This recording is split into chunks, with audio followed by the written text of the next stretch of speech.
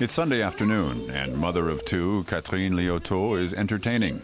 Her parents and her sister's family are visiting, so the house is full.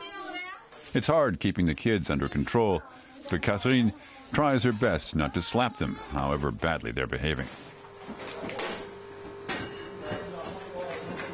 I have been known to give them a slap, but only in a moment of weakness. I don't approve of it. I don't really think it's constructive.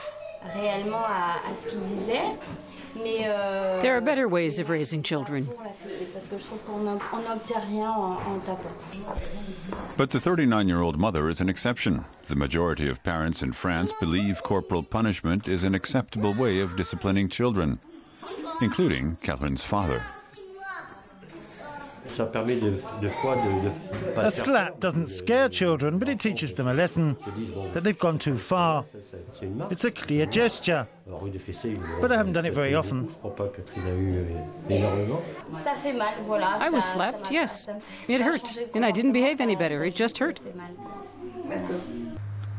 Dominique Marcilhacy from the Parents Association Union of Families in Europe confirms corporal punishment in France is still common.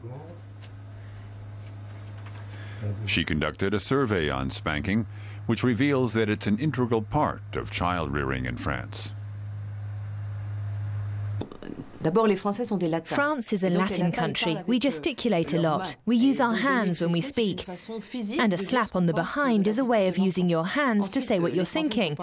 And we have a more relaxed approach to physical things than in Germany, for example.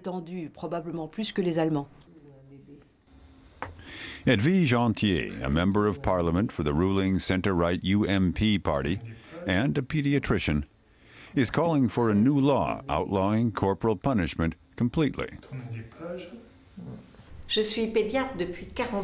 I have been a pediatrician for 40 years, and I can assure you that the children who are hit by their parents are not the most obedient.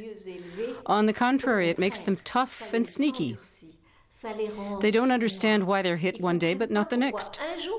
It doesn't teach them anything. But while the majority of the French public doesn't believe that children should be beaten, they are convinced that a slap never did anyone any harm. Catherine Liotaud's brother-in-law, a father of two, agrees. Words can be far more hurtful than a slap in the behind. I was spanked as a child and it didn't do me any harm.